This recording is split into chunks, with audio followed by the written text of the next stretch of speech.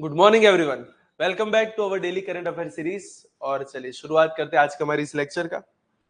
So one by one अलग अलग topics वहां पे देखते हैं जो आपकी सिविल सर्विस प्रिपरेशन के लिए इंपॉर्टेंट है। बट टॉपिक्स को शुरू करने से पहले मैं आपको एक चीज बता दूं कि यहाँ पे जो लेक्चर शुरू होने के लिए जा रहा है उसकी पीडीएफ हमारे टेलीग्राम ग्रुप की चैनल पे से आपको मिल जाएगी, which is mentioned in the description box, so you can go there, you can download the PDF and so that आपको अलग से नोट्स बनाने की वहां पे जरूरत ना पड़े। और ये जो पीडीएफ है वो आपको दोनों लैंग्वेज में मिलेगी, that is English as well as Gujarati. तो जितने भी ऐसे स्टूडेंट्स हैं जो गुजराती मीडियम में भी एटलीस्ट प्रिपरेशन कर रहे हैं तो ये आपके लिए भी अवेलेबल है। एंड यहाँ पे हमने प्रीलिम्स और मेंस दोनों का कंटेक्स्ट ऐड करके वहां पे दिया हुआ है, तो दोनों के रिगार्डिंग जो डेटाज है वो आपको यहीं से मिल जाएंगे, तो आपको अलग से टॉपिक्स को करने की जरूरत नहीं पड़ेगी। So the first topic of the day that is about geological survey of India. चलिए जानते हैं क्या है कंटेक्स्ट में और उसके रिगार्डिंग कुछ इंपॉर्टेंट बातें। प्रीलिम्स कंटेक्स्ट में ये ज्यादातर पूछा जाने के वहां पे चांस है, prelims not for mains. Prelims का कंटेक्स्ट यहाँ पे थोड़ा सा ज्यादा है, तो अपने उसके हिसाब से ही वहां पे सेट करेंगे। चलिए क्या है अभी ये जियोलॉजिकल सर्वे ऑफ इंडिया। तो union minister of coal and mines उन्होंने geological survey of India international seminar उसको वहां पे किया है लॉन्च इन जयपुर। और क्यों इसको लॉन्च किया गया है? क्योंकि उसके 175 इयर्स वहां पे कंप्लीट हुए हैं। क्या है ये जियोलॉजिकल सर्वे ऑफ इंडिया? जैसा नाम है वैसा ही काम, India's premier national geo scientific organisation, जो कि हमारे जियोलॉजिकल मतलब कि जमीन के नीचे रही चीजों के सर्वे वगैरह करते हैं। मिनरल एक्सप्लोरेशन का काम वहां पे होता है, creation of national geo science database, तो ये सब बनाने का उनका बेसिकली काम है। और साथ साथ देखा जाए तो मिनिस्ट्री ऑफ माइंस के साथ अटैच रह के वहां पे काम करते हैं। इसके एस्टेब्लिशमेंट कब हुई थी? तो बोले 1851 के अंदर हुआ था establish, and founded primarily to locate coal resources. देश के अंदर कहां से कोल अवेलेबल मिल रहा है उस बात को जानने के लिए इसकी वहां पे हुई थी एस्टेब्लिशमेंट इनिशियली, ताकि उस कोल का वहां पे यूज हो सके इंडियन रेलवेज के अंदर during British rule. Historical evolution की अगर हम बात करें तो initial geological work was done by survey of India and army officers like W Voysey. 1837 में वहां पे कमेटी बनती है जिसका नाम था investigation of coal and mineral resources. उसके बाद देखा जाए तो जॉन मैक्लेलन ने वहां पे टर्म यूज करना शुरू कर दिया geological survey of India from the year 1848।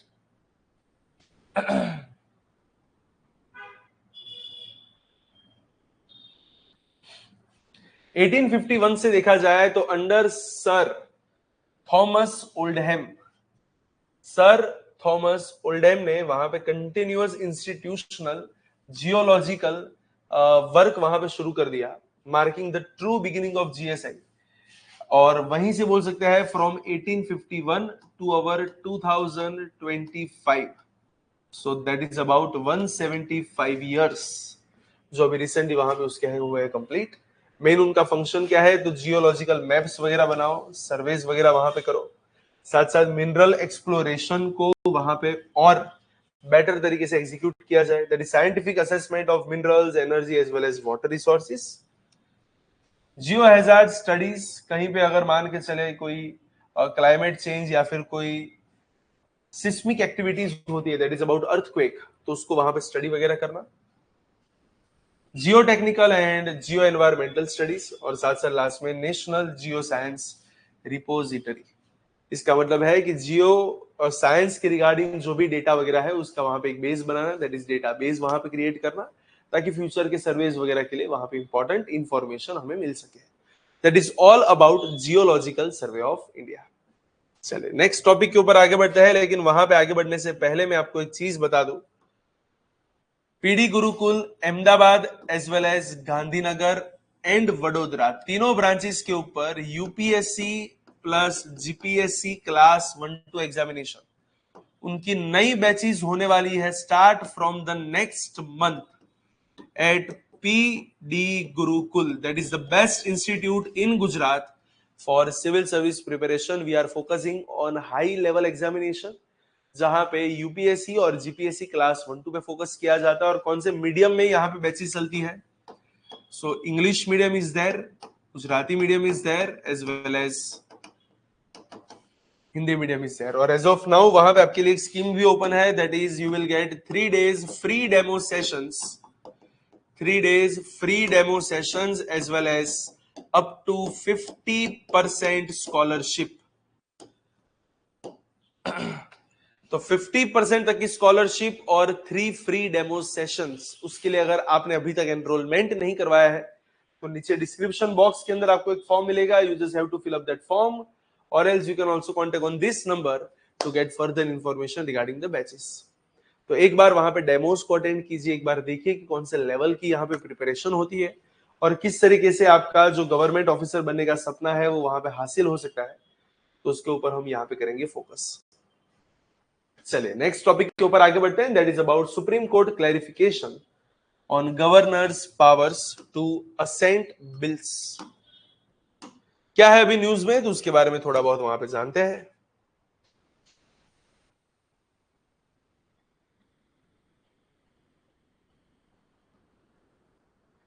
तो देखिए स्टेट बिल्स के ऊपर गवर्नर और प्रेसिडेंट की असेंट, असेंट का मतलब होता है काइंड ऑफ परमिशन, उसके रिगार्डिंग जितने भी उनके पावर्स है असेंट के रिगार्डिंग, वहां पे जो भी कंफ्यूजन्स थे उसे क्लियर किया गया है विद द हेल्प ऑफ 5 जज कॉन्स्टिट्यूशन बेंच. तो वहां पे उन लोगों ने कुछ क्लैरिफाई किए हैं गवर्नर और प्रेसिडेंट के पावर्स को. केस वहां पे जो था, the case concerns the constitutional process under article number 200 as well as 201 which govern how governors and the president act when a bill passed by a state legislature is placed before them for assent. Article number 200 और 201 इस बात के ऊपर focus कर रहे थे. तो बोले गवर्नर और प्रेसिडेंट जब भी कोई बिल उनके पास आता है तो वो किस तरीके से वहां पे अपनी असेंट वगैरह दे सकते हैं. मल्टीपल स्टेट्स ने वहां पे कंप्लेंट्स लगाई थी कि गवर्नर जो है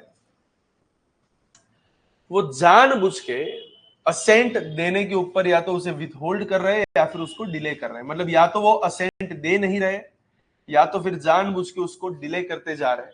और वहीं से ये सारी की सारी कंप्लेंट्स जो है वो इस केस के अंदर वहां पे हुई कन्वर्ट. तो बस आपको एक चीज पता होनी चाहिए कि भैया आर्टिकल नंबर 200 और 201 किसके रिगार्डिंग बात करते हैं. आर्टिकल नंबर 200 है हमारे कॉन्स्टिट्यूशन का, that is about constitutional powers of the governor. कि भैया जब भी कोई भी बिल गवर्नर के पास आता है तो उनके पास वहां पे 3 ऑप्शन होते हैं. पहला गिव असेंट, दैट इज हां बोल दिए जाए. Second withhold the assent and return the bill to the legislature with the recommendations. कि भैया बिल के ऊपर हाँ नहीं बोलो और उसे रिटर्न फॉर रिकंसिडरेशन वहां पे वापस वहां पे भेजा जाए. अगर मान के चलो यही बिल स्टेट लेजिस्लेचर वापस भेजता है उसके बाद गवर्नर को कंसेंट देनी वहां पे कंपलसरी हो जाती है. और तीसरा वहां पे क्या होता है, तो बोले बिल को प्रेसिडेंट के पास वहां पे रिजर्व किया जाए. It is mandatory in few cases but it is discretionary in the others. In short एक गवर्नर का एक डिस्क्रेशनरी पावर है कि अगर वो चाहे तो किसी बिल को प्रेसिडेंट के पास वहां पे आगे भी भेज सकते हैं.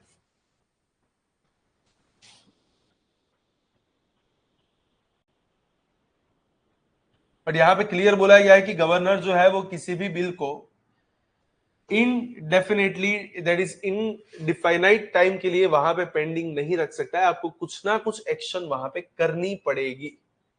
सो major clarifications provided by the supreme court in the recent landmark judgement. तो वहां पे क्लियर बोला गया है कि गवर्नर को किसी भी बिल के ऊपर इनडिफाइनाइट डिले करने का अधिकार नहीं है. या तो हाँ बोलो या तो बिल को वापस करो या तो प्रेसिडेंट के पास आगे भेजो. That is prolonged, unexplained and indefinite inaction by governor is unconstitutional and it is subject to judicial review. वहां पे एक रिव्यू किया जाएगा कि क्यों गवर्नर ने बिल को इतना ज्यादा डिले किया हुआ है.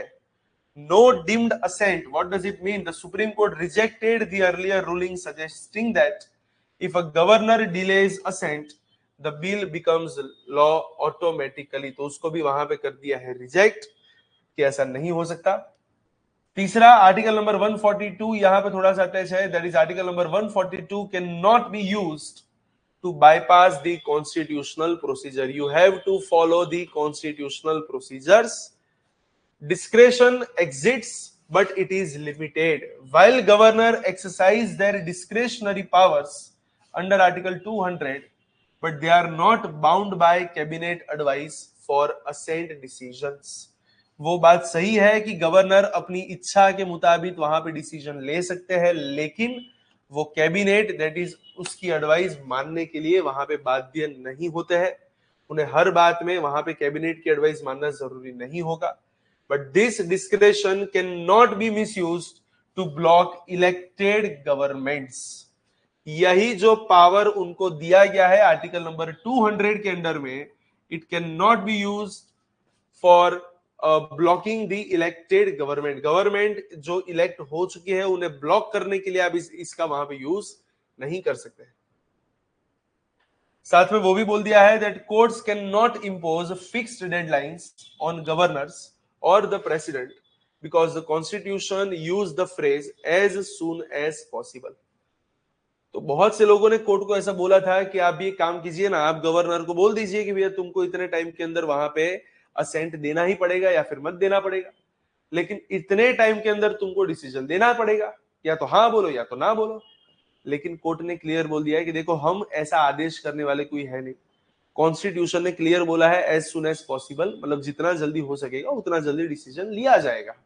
सो सुप्रीम कोर्ट और any court can not interfere into that constitutional provisions.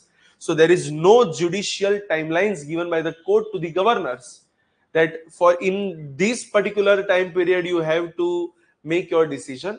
It will always be as soon as possible. The court cannot interfere in the timelines that in which time period the governor has to give his or her assent, right? So it is always governor's discretionary power, but it is very much clear that if a governor is doing a discretionary delay in the decision making, then such matter will be always be under the judicial review. अगर कोई governor जानबूझ के delay कर रहा है तो वो delay कर सकता है, लेकिन उसके बाद वहां पे जुडिशियल रिव्यू होगा.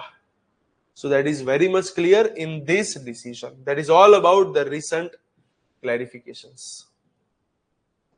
The next topic that is about cold wave. अभी क्या है यहाँ पे कंटेक्स्ट में, तो उसके बारे में थोड़ा बहुत जान लेते हैं. कोल्ड वेव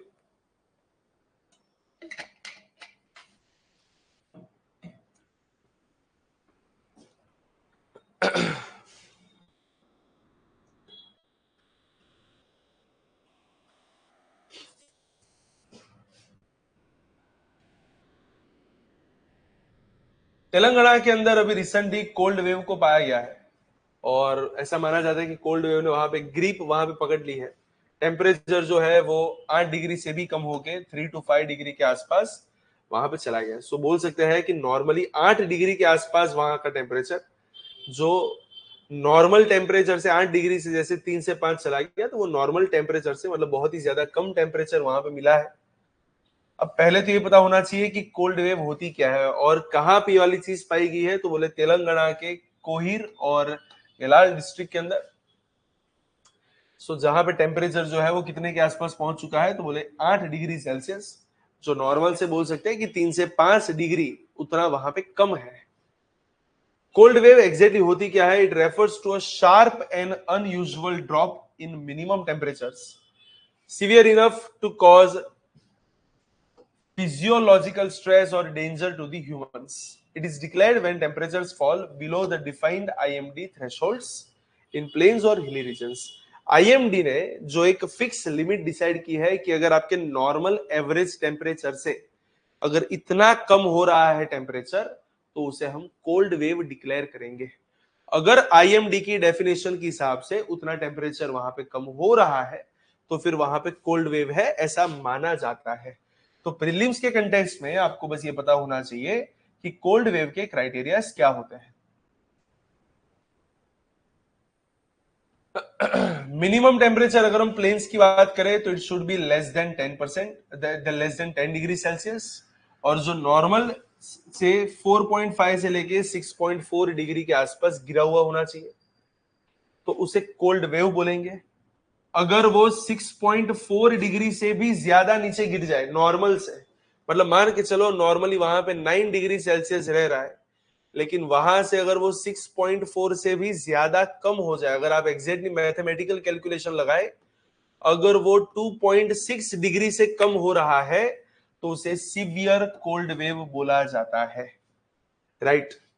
अगर 4 डिग्री और 2 डिग्री के आसपास वहां पे कम है तो उसे वहां पे नॉर्मली कोल्ड वेव वहां पे बोला जाता है।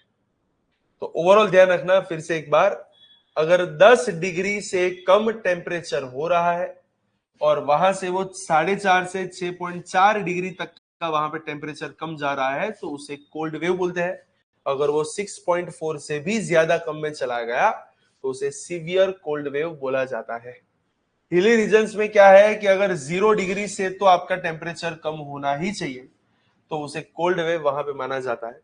कोस्टल रीजन्स की अगर हम बात करेंगे तो जहां पे आपके नॉर्मल टेम्परेचर से 15 डिग्री से कम आपका टेम्परेचर होना चाहिए और वो नॉर्मल से 4.5 डिग्री तो मिनिमम नीचे गिरना ही चाहिए, मतलब 15 से कम होना चाहिए। फॉर एग्जाम्पल मान के चलो 12 डिग्री सेल्सियस, और वो जो आपका नॉर्मल एवरेज टेम्परेचर होता है उससे लगभग 4.5 डिग्री के आसपास नीचे गिरा हुआ होना चाहिए, तब जाके उसे वहां पे कोल्ड वेव वगैरह बोलते हैं। और नॉर्मली ये कोल्ड वेव बनता कैसे है, तो जब हाई प्रेशर सिस्टम नॉर्थ या फिर नॉर्थ वेस्ट इंडिया के अंदर वहां से कोल्ड और ड्राई कॉन्टिनेंटल विंड्स को इस ओर वहां पे पुश करती है, तो एक तो यहां से कोल्ड वेव बनने के चांसेस है। प्लस उसके लिए स्काई जो है मतलब वहां पे बहुत ही क्लियर होना चाहिए, मॉइस्चर वहां पे कम होना चाहिए, जो फटाफट नाइट को कूलिंग करने में वहां पे हेल्प करता है। अगर मान के चलो स्काई क्लियर नहीं है, इसका मतलब वहां पे बादल अवेलेबल है और बादल जो है वो हीट को वहां पे थोड़ा सा कॉन्सेंट्रेट करके रखता है, वो टेम्परेचर को एक लेवल से ज्यादा नीचे गिरने नहीं देते। तो there should be a clear sky as well as lower moisture, जो फटाफट उसके टेम्परेचर को वहां पे गिरने में हेल्प करते हैं। So we can overall say that sharp fall in minimum temperatures at night despite warm days, तो उसे वहां पे कोल्ड वेव्स वगैरह बोला जाता है। साथ साथ थोड़ा सा अगर देखा जाए तो वहां पे रूरल और ओपन लैंडस्केप के ऊपर आपको वहां पे कूलिंग थोड़ी सी ज्यादा मिलती है। That is all about cold wave for prelims. और अभी रिसेंटली जो यहाँ पे बात हुई, तो अर्बन एरियाज जो है नॉर्मली हैदराबाद के आसपास, वैसे तो देखा जाए तो वो सब हीट आइलैंड है, लेकिन वहां पे फिर भी थोड़ी बहुत कूलिंग इफेक्ट वहां पे दिखाई दी है। अदरवाइज कोल्ड वेव के अंदर टेम्परेचर बहुत ज्यादा गिरता है, but they are already heat islands, वहां पे वैसे भी गर्मी बहुत ज्यादा होती है, तो एक वो माइल्डर कूलिंग वहां पे बोल सकते हैं। नॉर्मली कौन से टाइम के अंदर कोल्ड वेव वहां पे अकर होता है, तो बोले post monsoon and winter months के अंदर आपको यहाँ पे ये वाली चीज मिलती है। एंड उसके बाद उसके अलग अलग वहां पे implications on the health. Next topic, that is about second regional open digital health summit 2025। अब क्या है ये, तो India is hosting the second regional open digital health summit 2025। कहां पे होगी, तो बोले न्यू दिल्ली के अंदर। और यहाँ पे कौन से नेशंस वगैरह आते हैं, तो एक तो है अपना WHO और साथ में है CRO। दोनों के नेशंस यहाँ पे कंबाइन होते हैं to advance interoperable digital health system. Exactly ये क्या है, ये जो समिट है वो नॉर्मली 3 दिन का, दैट इज 3 डेज, उसका वहां पे एक मल्टीलेटरल प्लेटफॉर्म है इस बार जो इंडिया ने वहां पे होस्ट किया है। हमारे साथ साथ मतलब यहाँ पे जो मेजर ऑर्गेनाइजेशंस होती है वो कौन सी है, तो एक तो WHO और CRO, यूनिसेफ है, और पार्टनर गवर्नमेंट्स वगैरह वहां पे रहती है। इन सबका मेन उद्देश्य क्या है, to accelerate standards based digital health transformation specifically in south east Asia.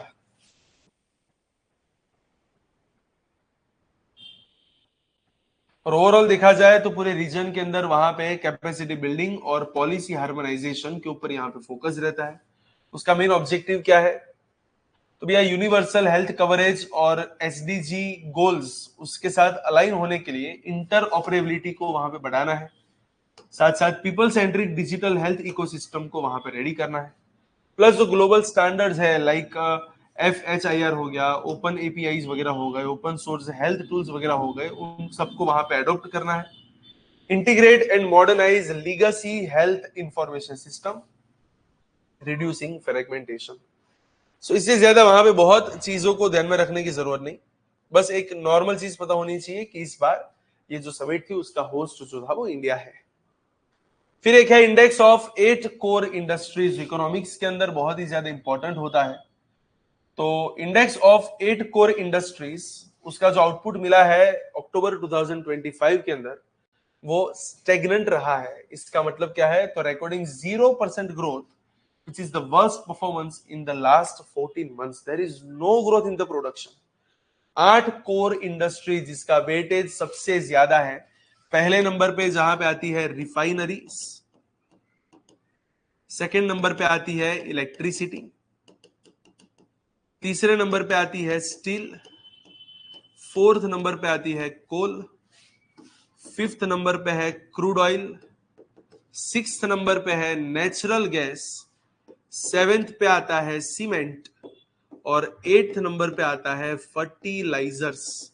8 core industry जिसका टोटल इंडस्ट्रियल सेक्टर में 40% से भी ज्यादा कंट्रीब्यूशन है। Refinery, electricity, steel, coal, crude oil, natural gas, cement and fertiliser, एक ओवरऑल इनका जो इंडेक्स बनता है उसको बोलते हैं अपने इंडेक्स ऑफ 8 कोर इंडस्ट्रीज। एक मंथली इकोनॉमिक इंडिकेटर जो ओवरऑल देखा जाए तो कंबाइंड और इंडिविजुअल परफॉर्मेंस दोनों को वहां पे मेजर करता है। यहां से हमें पता चलता है कि इकोनॉमी के अंदर एक्टिविटी कैसी चल रही है। It is publish by office of economic adviser. कौन सी मिनिस्ट्री यहाँ पे अटैच है? देखते हैं ministry of commerce and industry, जो इन सबको वहां पे इश्यू करने का काम करती है। हिस्ट्री या फिर बैकग्राउंड की अगर हम बात करें तो इसका मेन इंट्रोडक्शन क्यों हुआ था कि भैया इंडिया के अंदर इंडस्ट्रियल बेस कैसा है, उसकी हेल्थ कैसी है, इसका मतलब वो कैसा है, उसका कामकाज चल रहा है, उन सबको ट्रैक करने के लिए इसको बनाया गया था। और it also serves as a leading indicator for index of industrial production. Base year जो है दैट इज 2011-2012, और ओवर द टाइम बोल सकते हैं कि एक इकोनॉमिक मोमेंटम के लिए और उसका एक असेसमेंट लगाने के लिए इसकी इंपॉर्टेंस बहुत ही ज्यादा। कौन सी 8 कोर इंडस्ट्री है? तो हमने अभी रिसेंटली वहां पे उनके नाम तो वहां पे लिखे ही है। और उसके साथ अगर उनके की फीचर्स की बात करें तो it measures infrastructure sector performance, जो सप्लाई साइड की स्ट्रेंथ वगैरह को वहां पे मेजर करता है। ये हर महीने पब्लिश होता है ताकि इकोनॉमिक इंसाइट्स आपको वहां पे मिलती रहे। साथ साथ it also helps to forecast industrial growth, that is IIP growth trends influencing policy decisions as well as expectations. It tracks both sectoral performance as well as overall combined index. और देखा जाए तो कभी कभार अगर स्लो डाउन या फिर recovery वगैरह होती है तो उसका एक अर्ली वॉर्न इंडिकेटर के रूप में ये वहां पे काम करता है। And that is all about this index, that is all about our today's lecture. तो इसी के साथ आज का लेक्चर भी यहीं तक रखेंगे। नेक्स्ट लेक्चर के अंदर और कुछ टॉपिक्स के साथ वापस मिलेंगे, लेकिन तब तक के लिए all the very best for your preparation. Thank you so much.